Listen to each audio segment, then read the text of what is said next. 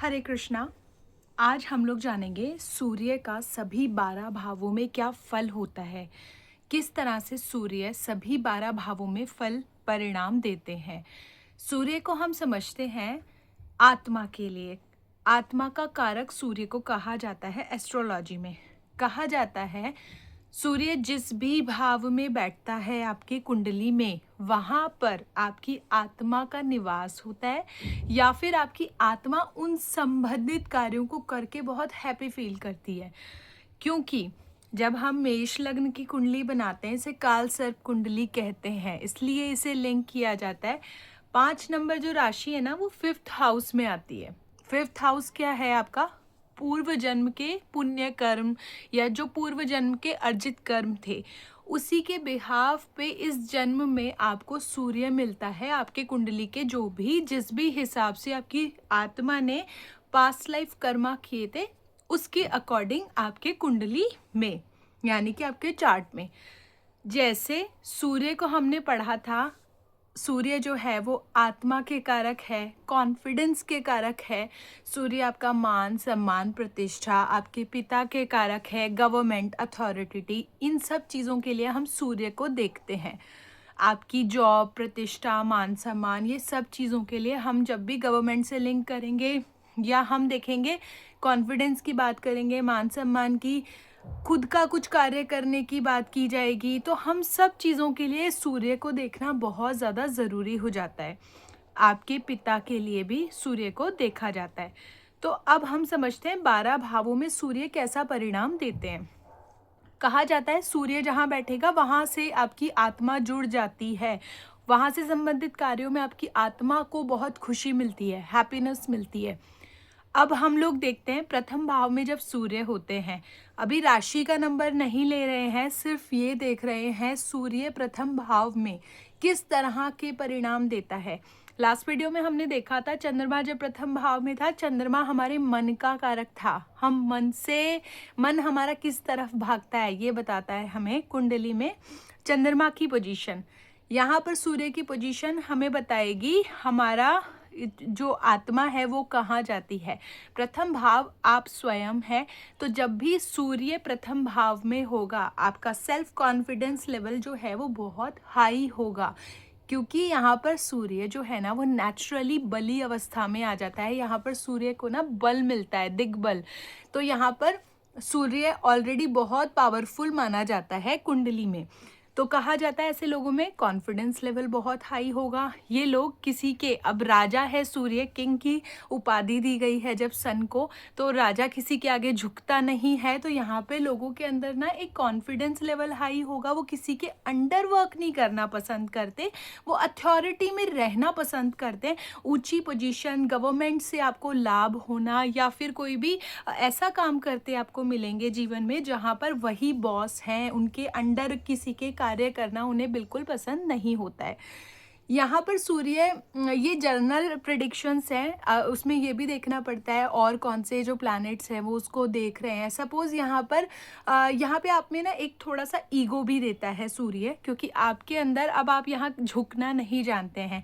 लेकिन वहीं यहाँ पर पंचम भाव में यदि गुरु बैठा हो, नवम में बैठा हो, सप्तम में बैठा हो, और गुरु ने सूर्य को दृष्टि दे दी, तो ये सूर्य सभी के हित में कार्य करना, यानी कि एक ऐसा राजा जो सभी के हित में कार्य करता है, प्रजा की सेवा करने में बिलीव रखता है, ऐसा व्यक्तित्व आपको देता है।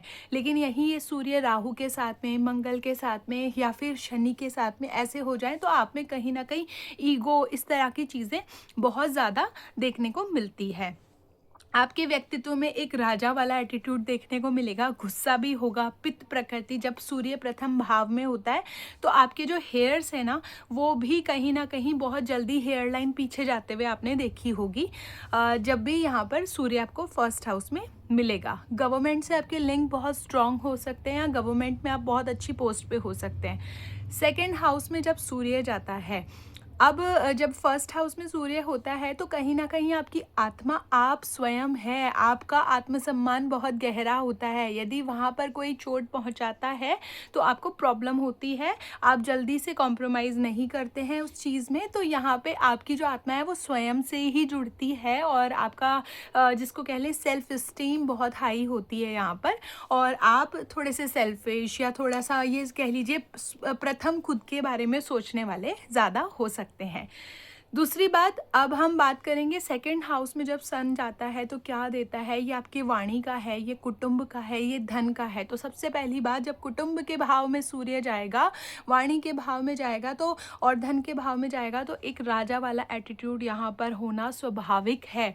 तो यहाँ पे आप देखेंगे, आप ऐसी फैमिली बैकग्राउंड से हो सकते हैं या यहाँ पर जहाँ पर आपके फैमिली में कोई गवर्नमेंट जॉब में अच्छी पोस्ट पर या अच्छे वर्क एरिया पर आपकी फैमिली हो सकती है, जहाँ पर मतलब अच्छा खासा फाइनेंशियल बैकग्राउंड हो सकता है आपकी फैमिली का और बहुत अथॉरिटेटिव फैमिली से आप बिलोंग कर सकते हैं।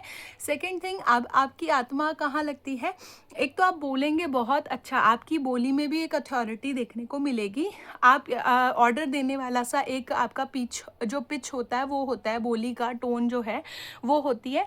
दूसरी बात है, यहाँ पे आप बहुत प्रभावशाली परिवार से होते हैं। सेकंड थिंग, फिर से आप मनी को एक्यूमुलेट करने में, इन चीज़ों में, अपने परिवार में बहुत ज़्यादा मतलब इन्वॉल्वमेंट दिखाने में, ये सब चीज़ों में आपका आत्मा बहुत हैप्पी रहती है। आपकी स्पीच भी, आपकी बोली भी बहुत प्रभावशाली रहती है। अब हम जब बात करेंगे आपके थर्ड हाउस सन की, थर्ड हाउस सन है आपके छोटे बच्चे, सॉरी आपके छोटे भाई बहन, और यहाँ पर छोटे ट्रैवल्स हो गए आपके, तो आपका शॉर्ट ट्रैवल्स में घूमना फिरना आपको बहुत पसंद हो सकता है। अभी यहाँ पर ना आप लोग मेहनत कब करते हैं, जब राजा मेहनत करेगा, जब उसको ये पता है कि मुझे इस जगह पर मेहनत करने के बाद में ये राज्य मिल जाएगा। वो बिना वजह मेहनत नहीं करते, वो कुछ ना कुछ गोल के पीछे भागने वाले होते हैं आपके जीवन में। तो आप ना तब मेहनत करते हैं जब आप कुछ ना कुछ गोल अचीव करने के लिए आपको मोटिवेट किया जाए जीवन में। और आपके छोटे भाई बहन हैं, उनमें आपको क्या बोलते हैं, आपकी ऑब्वियसली आपका उनमें आत्मा बसती है आपके छोटे भाई बहनों में। सेकंड थिंग, आपको घूमना फिरना बहुत आप बहुत लाइक करते हैं घूमना फिरना। ये भाव जो है वो पड़ोसियों का भी होता है, तो आप देखेंगे अपने आसपास के पड़ोसी जो हैं वो बहुत प्रभावशाली आपके आसपास के पड़ोसी के लोग हो सकते हैं। सेकंड चीज़, अब हम बात करेंगे अच्छा यहाँ पर भी आपका कम्युनिकेशन बहुत अच्छा हो सकता है। यहाँ पर अब हम बात करेंगे चतुर्थ भाव में जब सूर्य आ जाते हैं। चतुर्थ भाव का जब सूर्य आता है तो वो हमें क्या बताता है। फोर्थ हाउस ना आपकी मदर का होता है, आपके मानसिक सुख का होता है, आपके घर परिवार वाहन इन सब चीज़ों के लिए हम चतुर्थ भाव को देखते हैं, माता के लिए देखते हैं। तो हम जब यहाँ पर देखते हैं तो देखिए सूर्य का नेचर है फाइटिंग करना, ऑर्डर देना, इस तरीके का। अब राजा जब रानी के घर आएगा तो यहाँ पर ऐसे कार्य नहीं कर सकता। तो यहाँ पर ना जब भी फोर्थ हाउस सन होता है तो मोस्टली लोगों में एम्बिशियस जो है वो कम है। एम्बिशन जो एम्बिशियस आप जिसको कह लीजिए, एम्बिशन जो है लाइफ का एक बहुत कि मेरे को ये करना ही है, करना ही, वो वाली चीज़ कमी कर देता है कहीं ना कहीं उसमें। और दूसरी बात है, जब यहाँ पर सन आता है ना तो हम देखते हैं जब भी आपका चतुर्थ भाव का सन होगा तो आपका जो जन्म है वो रात्रि में हुआ होगा, मध्य रात्रि के समय हुआ होता है। तो यहाँ पे सूर्य को दिग्बल भी नहीं मिलता, चेष्टा बल भी नहीं मिलता, मतलब Surya is not good in fourth house, बहुत ज़्यादा अच्छा नहीं रहता। लेकिन अगर ये उच्च का हो जाए या इसको और गुरु की दृष्टि मिल जाए और सपोर्टिव प्लैनेट्स देख लें तो यहाँ पर कहीं ना कहीं आपको बेनिफिट दे सकता है। लेकिन फिर से आपका व्यक्तित्व ये रहता है, यहाँ पर चतुर्थ भाव आपकी माता का है, ये बताता है आपके घर में आपकी माता की बहुत चलती है। दूसरी बात है माता की बहुत चलती है। दूसरा, आपकी माता एक राजसी व्यक्तित्व रखती है। चौथी बात, आपका जो घर है ना वो बहुत हाई, मतलब ऐसे लग्जरी चीज़ों से या बड़ा कुछ स्पेशियस ऐसा हो सकता है। घर में गाड़ियाँ, ये सब चीज़ें, आप बहुत अच्छा रॉयल टाइप घर आप चाहते हैं चतुर्थ भाव के सूर्य के लिए। दूसरे भाव में जब सूर्य होता है ना तो एक आप फूड भी ना बहुत राजसी लाइक करते हैं, बिकॉज सन जहाँ भी जाएगा ना वहाँ रॉयल्टी दिखाएगा। तो रॉयल्टी अब फूड में है, आपको बहुत मतलब राजसी फूड पसंद हो सकता है। ऐसे नहीं कि तला भुना बासा कुछ भी आपने खा लिया। अगर आपका सूर्य बहुत पॉजिटिवली वहाँ बैठा है तो एक बहुत प्रॉपर राजसी फूड आप लाइक करते हैं। अब उसके बाद जब हम बात करेंगे फिफ्थ हाउस सन की, फिफ्थ हाउस क्या है? आपका प्रेम संबंध। फिफ्थ हाउस आपका बच्चा है, आपके पुनर्जन्म है, पास्ट लाइफ कर्मा जो है वो है, पूर्व पुण्य जन्म जिसको कहा जाता है। दूसरा फिफ्थ हाउस आपकी एजुकेशन है। तो यहाँ से बैठा हुआ सूर्य ना बहुत पॉजिटिव होता है। यहाँ पर सूर्य अपनी ही राशि में चला जाता है काल पुरुष के हिसाब से। मैंने आपको जब लग्न कुंडली बनानी सिखाई थी तो मैंने बताया था 1 नंबर आप जब लग्न में लिखते हैं उसके बाद जो 12 नंबर तक काउंट करते हैं वो काल पुरुष की कुंडली होती है। बाकी आप फिर अपना कैसे भी बनाए, चाहे 7 नंबर से शुरू करें, 8 से शुरू करें, वो आपकी पर्सनल है। लेकिन काल पुरुष की कुंडली जब हम बोलते हैं तो 1 नंबर मेष राशि जो है वो लग्न में आती है। उसके बाद हम काउंट करते हैं तो देखिए 5 नंबर में सिंह राशि आती है, वो सूर्य स्वराशि का हो जाता है वहाँ पर जाकर। तो वहाँ पर आप ये समझ लीजिए सूर्य पावरफुल है, वहाँ पे धर्म त्रिकोण में है। तो आपकी जो आत्मा है वो एक तरीके से प्योर सोल है। दूसरी बात है यहाँ पे आपको आपका प्रभाव जो है आपके बच्चे होने के बाद में बढ़ सकता है, आपके फैमिली में, आपके परिवार में, या आपके बच्चे होने के बाद में आपको बहुत बेनिफिट्स मिल सकते हैं, या आप किसी गवर्नमेंट में हो सकते हैं आप, क्योंकि ये 11वें भाव को दृष्टि डालेगा। तो यहाँ से इनकम पता चल रही है कि हाँ हो सकता है यहाँ पे हाई चांसेस बनेंगे आपको गवर्नमेंट से कुछ बेनिफिट हो, या अच्छी पोस्ट पे आप हो, या कोई ऐसा कार्य कर रहे हैं जहाँ पे आप बहुत अच्छी पोजीशन होल्ड करते हैं। दूसरी बात यहाँ पे जब फिफ्थ हाउस का सन बैठता है तो आप लोगों को भी, ऐसे लोगों को लाइक करते हैं प्रेम संबंध के लिए, या ऐसे लोगों से अट्रैक्ट होते हैं जो बहुत अच्छी पोजीशन पे होते हैं या जो बहुत अच्छे प्रभावशाली व्यक्तित्व को कैरी करते हैं। छठे भाव का सूर्य जो होता है ना, ये विजयी सूर्य होता है। छठा भाव है रोग रिपु ऋण शत्रु। फाइटिंग वाली जगह पर ही राजा आ गया युद्ध के मैदान में। तो सोचिए सूर्य यहाँ पर कितना अच्छा रोल प्ले करेगा। तो यहाँ पर भी आपका जो सूर्य है ना वो आपको शत्रुओं का नाश करता है, जो भी आपके एनिमीज होते हैं उनका नाश करता है।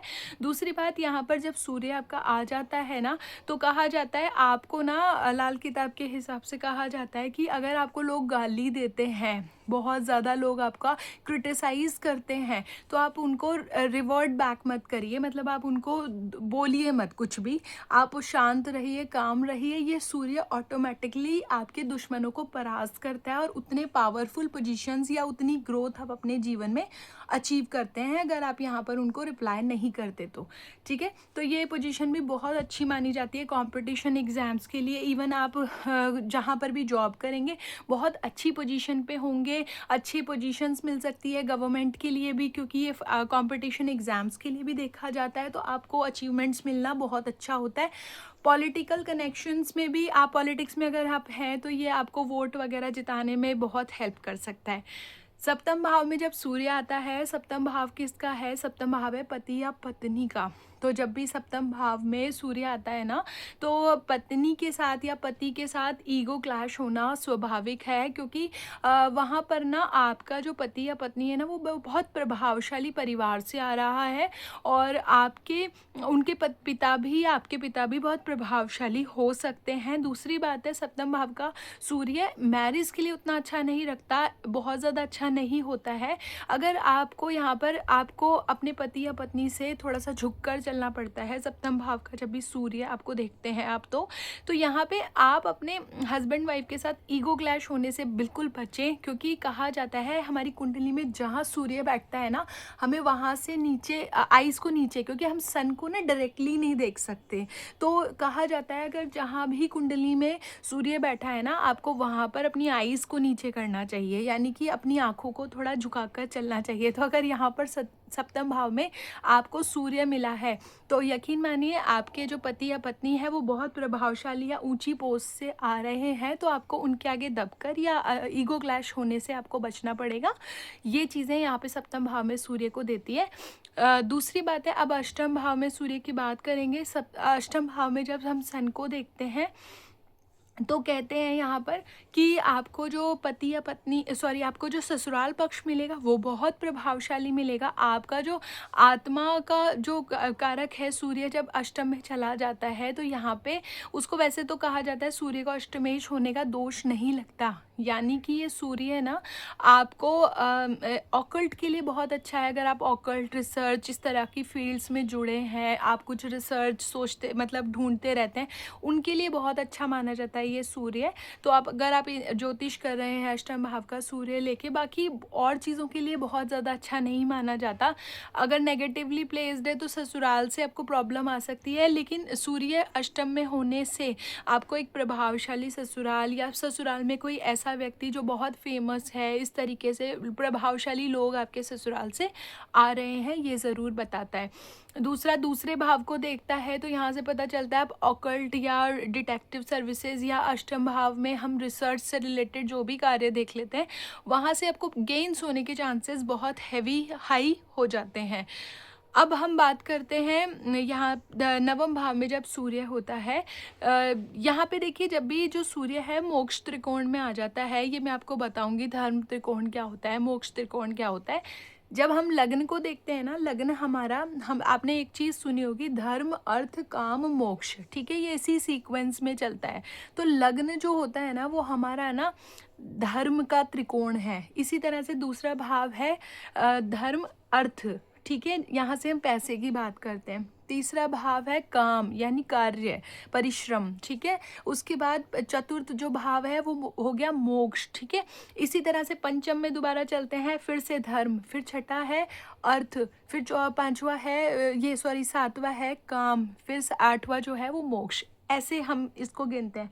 तो कहा जाता है जब सूर्य मोक्ष त्रिकोण में बैठता है, यानी कि 4, 8 और 12 में जब भी बैठता है ना, तो यहाँ पे एम्बिशन जो है आपके थोड़े से कम कर देता है। इंसान को उतना एम्बिशियस नहीं बनाता, मतलब बहुत ज़्यादा एम्बिशियस नहीं बनाएगा, कमी कर देता है उसमें, मतलब अगर वो चीज़ में कमी ला देता है कहीं ना कहीं आपके। अब दूसरी बात है क्या बोलते हैं, आपका जब सूर्य है वो नवम भाव में है, तो ये क्या बोलते हैं आपके लिए धर्म त्रिकोण में चला गया।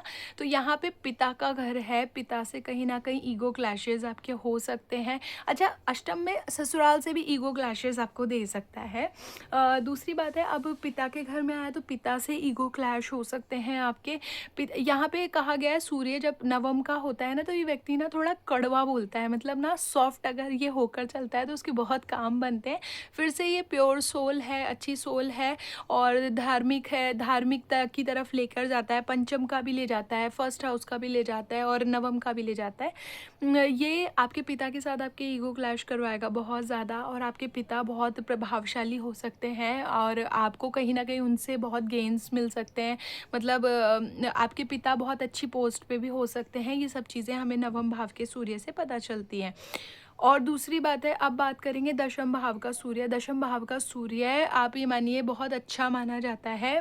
यहाँ पर सूर्य को ना दिग्बल भी प्राप्त होता है, क्योंकि जब आपका सूर्य दशम भाव में होता है तो आपका जो जन्म है ना, वो जो दोपहर के टाइम पर हुआ होता है, जैसे 12 बजे 1 बजे के आसपास कुछ आपका जन्म हो सकता है उस समय। दूसरी बात है, यहाँ पर जो सूर्य है ना, सूर्य यहाँ पर होने के वजह से, हाँ, यहाँ पर आपका सूर्य होने के वजह से क्या हो सकता है कि मतलब पूरा बल मिलता है यहाँ पर सूर्य को। दूसरी बात है, सूर्य यहाँ पर जब भी होगा, सॉरी सूर्य जब भी यहाँ पर होगा तो आपको क्या करवाएगा, एक एम्बिशंस आपके इतने हाई हो सकते हैं अपने वर्क को लेकर। दूसरी बात, आप किसी के आगे ना झुककर कार्य करना पसंद नहीं करते हैं जब भी 10th हाउस का सूर्य होता है। अगर किसी के लिए वर्क भी कर रहे हैं तो ऐसी पोस्ट पे करेंगे जहाँ पर आपको स्व अधिकार है काम करने का, एक बहुत ऊंची रैंक पे आप काम करेंगे, आप छोटी मोटे पोस्ट पे नहीं होते। दूसरा, ये आपके लिए अगर कुंडली में आपके योग बने हुए हैं गवर्नमेंट जॉब के या अच्छी उसके, तो आप यहाँ पे आईपीएस या अधिकारी वाली पोस्ट पर भी हो सकते हैं। काफ़ी अच्छा सूर्य यहाँ पर माना जाता है। लेकिन और एम्बिशियस भी आपको बहुत बनाता है अपने काम के प्रति। आप एक बॉसी नेचर आप में ऑलरेडी होता है, आप मतलब अपना खुद का कुछ काम करने में बहुत ज़्यादा यकीन रखते हैं। दूसरी बात है यहाँ पर आपको जो मतलब एक समाज में भी आपको बहुत प्रभावशाली व्यक्तित्व के रूप में यहाँ पर सूर्य मिलता है जब आपको देखा जाता है। 11वां भाव का जब सूर्य होता है ना, 11वें भाव का सूर्य आपको क्या बताता है? ये बताता है आपको कि आपके जो मित्र हैं, आपका सोशल सर्कल है, आपके रिश्तेदार हैं, वो बहुत प्रभावशाली होते हैं। नेटवर्किंग आपकी गज़ब की होती है और आप जानते हैं नेटवर्किंग से कैसे पैसा कमाया जा सकता है।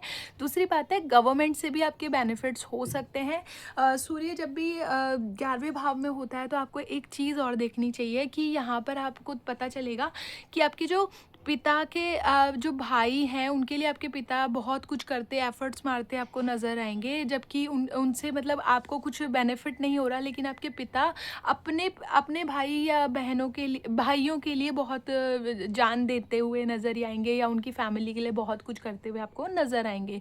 दूसरी बात है, यहाँ पे आपको गवर्नमेंट से भी बेनिफिट होता है, आपको सोशल सर्कल से भी बेनिफिट होता है, तो अपने नेटवर्क से आपको कहीं न कहीं बहुत अच्छा अर्निंग सोर्स बना देता है यहाँ पे बैठा सूर्य। अब हम यहाँ पर दोस्तों से भी आपकी गज़ब की नेटवर्किंग होती है, या दोस्त बहुत प्रभावशाली होते हैं, कोई मतलब आईपीएस ऑफिसर हो सकता है या फिर बहुत अच्छी रैंक वाले दोस्त आपके हो सकते हैं।